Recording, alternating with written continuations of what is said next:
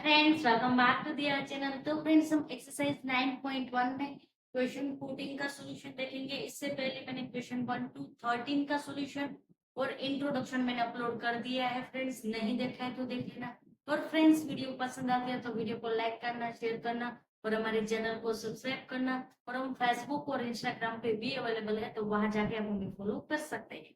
तो चलो फ्रेंड्स, देखते हैं question. 1.2 meter tall construct a balloon moving with the wind in a horizontal line at a height of 88.2। तो ये जो फिगर दिए होते हैं वो भी आपको 88.2 मीटर फ्रॉम द ग्राउंड। तो ग्राउंड से आपको दिया है कितना, दिया 88.2 मीटर आपको दिया है। तो angle of elevation of the balloon from the eye of the girl at any distance is 60 angle. After some time the angle of elevation reduced to 38। पहले क्या था, एंगल 68 का था, उसके बाद रिड्यूस हो कितना हो गया, 30 का हो गया। Find the distance travel by the balloon during the interval. तो जो बलून पहले हम जैसे कि यहाँ मैं ड्रम लाइन पे यहाँ खड़ी हूँ, मैं ऐसे ऊपर देख रही हूँ, तो बलून है वो स्ट्रोक यहाँ फिक्स नहीं रहेगा, वो आगे आगे हवा के साथ चलता जाएगा। तो उसने जो डिस्टेंस ट्रैवल किया है वो हमें क्या करना है, कैलकुलेट करना है। तो चलो इसकी फिगर बना लेते हैं पहले। तो भाई ये पहले ग्राउंड लाइन बना लेते हैं। ये हम यहाँ ग्राउंड लाइन बनाते हैं, क्योंकि यहाँ ग्राउंड लेवल से लेके आपको डिस्टेंस दिया है। फिर यहाँ ये लड़की खड़ी है और इसकी हाइट क्या है, आपको क्वेश्चन में गिवन है 1.2 मीटर दी है। और यहाँ हम देखते हैं, तो एक बलून था इधर था, सॉरी एक ही बलून था, ये बलून इधर था, उसके बाद हवा के साथ वो कहाँ चला गया, यहाँ चला गया। तो ये बलून को ही हमें ध्यान में रख के एंगल बनाना है। तो पहले ये लड़की यहाँ खड़ी है, तो यहाँ से देखेंगे, सपोज की यहाँ कोई बलून है ऊपर स्काई में, मैं इधर ऐसे देखूंगी ऊपर, तो क्या होगा, एंगल ऑफ एलिवेशन होगा। नीचे देखूंगी तो एंगल ऑफ डिप्रेशन बनेगा। तो पहली बार जो मैंने बलून को देखा तो बलून इधर था, उसके बाद दूसरी बार मैंने देखा तो बलून हवा के साथ थोड़ा दूर चला गया। तो यहाँ को करते हैं, पहले ये एंगल बनेगा।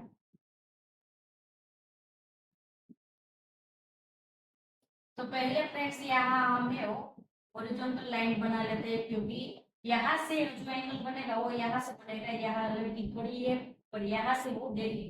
तो यहाँ से हम बना लेते हैं पहला एंगल। तो पहला बलून यहाँ था, थोड़ा अच्छे से प्रैक्टिस कर लेते हैं, आपको अच्छे से इस तरह से बोलना। तो बलून इधर था, तो यहाँ एंगल बनेगा पहले।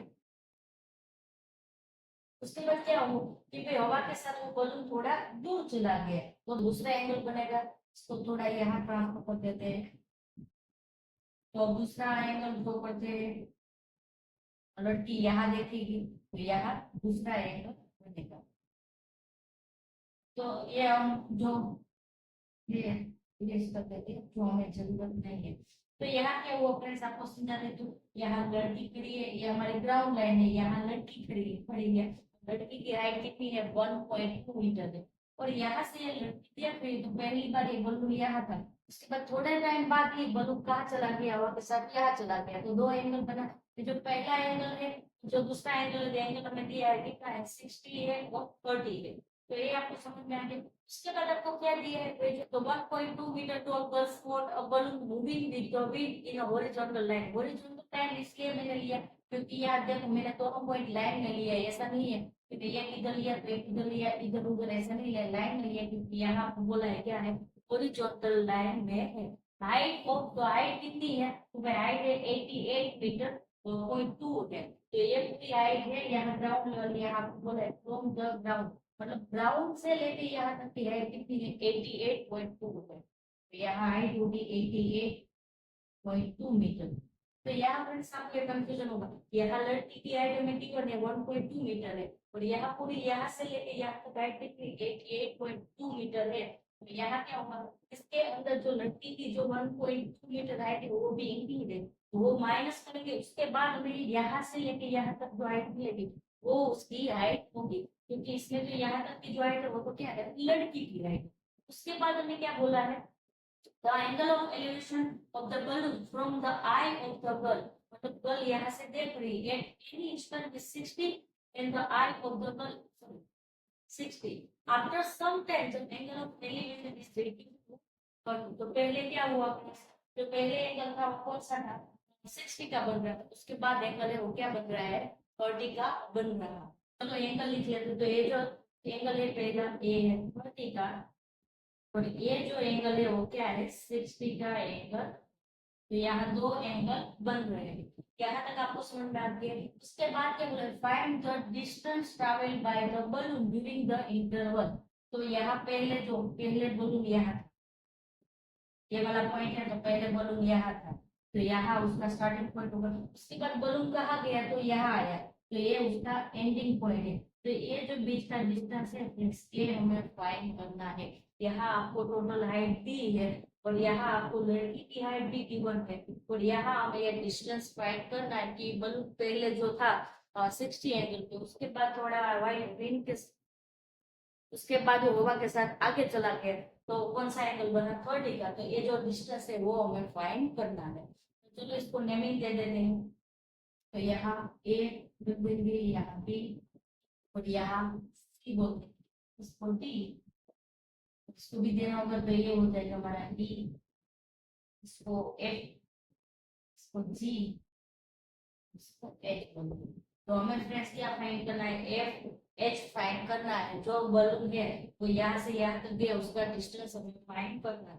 तो चलो फ्रेंड्स कैलकुलेशन करते हैं। तो यहाँ क्या होगा फ्रेंड्स, दो ट्रायंगल बन रहे हैं। पहला ट्रायंगल है ए सी ई ट्रायंगल है, ए ट्रायंगल है। उसके बाद दूसरा ट्रायंगल कौन सा है, बी सी जी ट्रायंगल है। तो ये दोनों ट्रायंगल के लिए हम कैलकुलेशन करेंगे। तो पहले तो फ्रेंड्स हम क्या करेंगे, यहाँ पे हमारे पास क्या है, पहले परपेंडिकुलर की वैल्यू हमारे पास है, हाइपोटेनस की वैल्यू हमारे पास नहीं है। हमें बेसिकली फाइंड क्या करना है, तो बेस की वैल्यू फाइंड करनी है। तो यहाँ कौन सा फॉर्मूला यूज होगा, tan का फॉर्मूला है, तो हम वही फॉर्मूला यूज करेंगे। पहले हम करेंगे जो एसीई ट्रायंगल है उसके लिए कैलकुलेशन करेंगे।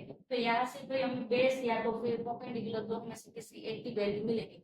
और ऐसे ही आप देखें तो परपेंडिकुलर की वैल्यू आपको मिल सकती है, जैसे कि लड़की की हाइट है 1.2 मीटर है, और यहाँ टोटल हाइट आपको यहाँ से यहाँ तक 88.2 दिया है। तो इसमें से लड़की की हाइट माइनस करेंगे, तो आपको परपेंडिकुलर मिल जाएगा, कितना मिलेगा, तो परपेंडिकुलर आपको मिलेगा 87। तो भाई इसकी हाइट 87 है, तो इसकी हाइट भी 87 ही होगी ना, दोनों की हाइट क्या होगी, सेम ही होगी। फिर भी हम कैलकुलेशन करके देखेंगे, तभी आपको अच्छे से समझ में आएगा। तो चलो कैलकुलेशन करते हैं। तो पहला क्या आएगा भाई, कौन सा ट्रायंगल के लिए कैलकुलेशन करेंगे हम, ए सी ई, ए सी ई।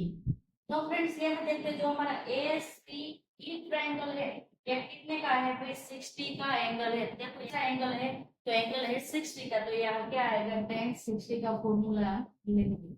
tan 60 पे tan का फॉर्मूला पता है क्या है, p डिवाइड आएगा p। तो चलो लिखते हैं, यहाँ p क्या होगा, लिखते हैं हमारा p क्या होगा, परपेंडिकुलर तो वो होगा a e होगा, तो यहाँ आएगा a e आएगा। उसके बाद हमारा बेस क्या होगा, तो सी ई होगा, तो यहाँ आएगा तो सी ई आएगा। तो चलो फ्रेंड्स यहाँ देखते हैं नेक्स्ट क्या होगा भाई, ए तो हमारा पता है भाई, ये ए ही है, और ए की हाइट हमें दी है, सॉरी हमें परपेंडिकुलर की हाइट दी है, कितनी है 88.2 है। पर ये क्या है भाई, यहाँ से लेके यहाँ तक हाइट है, हमें तो यहाँ से लेके ई पॉइंट से ए पॉइंट तक की हाइट चाहिए। तो ये जो लड़की की हाइट है 1.2, यहाँ 1.2 है, तो यहाँ सारे 1.2 ही होगी। यहाँ तो ऐसा नहीं होगा भाई यहाँ ज्यादा है, यहाँ तो हमेशा तो नहीं होगा। तो हम 88.2 में से 1.2 लड़की की हाइट माइनस करेंगे, तो हमें परपेंडिकुलर की वैल्यू मिल जाएगी, क्योंकि ए की जितनी हाइट होगी उतनी ही बी सी की होगी। तो यहाँ क्या होगा फ्रेंड, 88.2 मीटर माइनस 1.2 मीटर, जो लड़की की हाइट है वो माइनस करेंगे। डिवीजन में आएगा सी, तो सी की वैल्यू हमारे पास नहीं है, तो यहाँ लिख देते हैं। तो फ्रेंड्स यहाँ हमारे पास tan 60 की वैल्यू ट्रिगोनोमेट्री में क्या होती है, √3 होती है, वो तो सबको पता ही है, यहाँ आएगा √3। अब क्या होगा फ्रेंड, यहाँ से 88.2 में से 1.2 माइनस करें तो हमें क्या मिलेगा 87। तो यहाँ क्या आएगा next √3 is equal to 87 divide आएगा 60।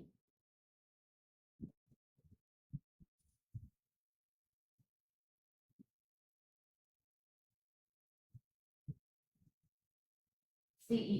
तो यहाँ फ्रेंड्स क्या होगा नेक्स्ट, तो ये सी है इधर चला जाएगा, और √3 है यहाँ डिवीजन में आ जाएगा, तो सीई की वैल्यू में क्या मिलेगी, CE is equal to 87 divide आएगा √3। तो भाई ये वैल्यू हमें मिल गई सीई। तो यहाँ हमें सीई की वैल्यू मिल गई, कितनी है भाई 87। यहाँ लिख देते 87 डिवीजन में आएगा। तो ये हमें मिल गया। हमें तो क्या चाहिए भाई एफ एच की वैल्यू चाहिए। तो जितनी इससे इजी की वैल्यू होगी उतनी ही क्या होगी एफ एच की वैल्यू, दोनों की सेम ही होगी। सेकंड ट्रायंगल के लिए कैलकुलेशन, तो सेकंड ट्रायंगल हमारा कौन सा है डी सी सी, तो उसके लिए कैलकुलेशन करते हैं, वो कितने का है 30 का। तो यहाँ सेकंड आएगा हमारा इन ट्रायंगल बी सी सी। तो उसमें हम क्या करेंगे टेन 30 का फॉर्मूला लेंगे, क्योंकि ये कितने का है 30 का है। तो यहाँ आएगा 10 30। तो क्या होगा परपेंडिकुलर डिवाइड आएगा बेस। यहाँ परपेंडिकुलर क्या होगा फ्रेंड्स, हमारा परपेंडिकुलर क्या है तो बी सी हमारा क्या है परपेंडिकुलर है। तो यहाँ आएगा बी, बेस हमारा क्या हो रहा है तो सी, सी हमारा क्या है बेस है। तो फ्रेंड्स आपको पता है 10 30 की वैल्यू थ्री दो टेबल में क्या होती है 1 डिवाइड टू डिवीजन में होता है। तो यहाँ देखते हैं फ्रेंड्स बीसी, ये जो बीसी है इसकी वैल्यू क्या होगी ए ई के इक्वल ही होगी। तो ए ई की वैल्यू हमें यहाँ मिली है कितनी है 87 है। तो यहाँ ऊपर आएगा 87, क्योंकि यहाँ लिख देती हूँ फिर उसके बाद आपको बहुत कंफ्यूज हो गई इज इक्वल टू बीसी। यहाँ भी आपको पता है दोनों क्या है क्या है सेम ए ई और बीसी, तो ये दोनों से। उसके बाद देखते हैं यहाँ सी सी, तो यहाँ देखना सी जी, तो यहाँ क्या होगा फ्रेंड्स ये सी जी पूरा है, इसमें क्या है क्योंकि सी ई की तो वैल्यू हमें मिल गई कितनी है 87 डिवाइड रूट 3, हमारे पास कितनी नहीं है ई सी की वैल्यू नहीं। तो यहाँ हम ऐसे लिख सकते हैं 87 डिवाइड रूट 3 प्लस करेंगे ई सी। तो ये आराम से हम कैलकुलेशन में इजी रहेगा। तो क्या होगा फ्रेंड्स 87 डिवीजन में रूट 3 प्लस करेंगे ई सी। अब क्या होगा फ्रेंड्स यहाँ जो डिवीजन में जो नंबर है उसके डिवीजन में भी क्या है रूट है, तो उसको क्या करेंगे रेसिप्रोकल लिख सकते हैं। तो चलो लिखते हैं यहाँ, पर इससे पहले हमें क्या करना होगा फ्रेंड्स यहाँ। तो फ्रेंड्स यहाँ क्या है 87 के डिवीजन में रूट 3 है और यहाँ प्लस इजी है, तो इसका हम एलसीएम ले लेंगे। तो यहाँ क्या होगा friends root 3 is equal to 87 as it is रहेगा। यहाँ क्या होगा डिवीजन में चला जाएगा रूट 3 और 87 में तो कुछ नहीं होगा क्योंकि ये इसके डिवीजन में रूट 3 था और इजी के साथ क्या हो जाएगा रूट 3 का मल्टीप्लिकेशन हो जाएगा। तो इजी रूट 3 यहाँ तक समझ में भी रूट वाला नंबर है तो इसको रेसिप्रोकल में हम लिखेंगे तो क्या हो जाएगा ये ऊपर मल्टीप्लिकेशन में चला जाएगा। और ये जो रूट 3 है यहाँ डिवीजन में तो सामने की साइड जाएगा तो क्या हो जाएगा मल्टीप्लाई हो जाएगा। तो क्या होगा 87 के साथ दो रूट 3 का मल्टीप्लिकेशन होगा।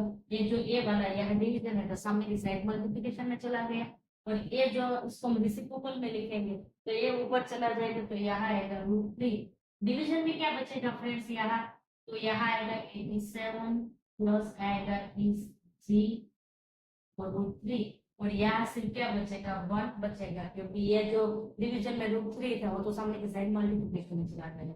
अब यहाँ देखते हैं फ्रेंड्स यहाँ से मैं लिखी तो आपको अच्छे से दिखाई देगा।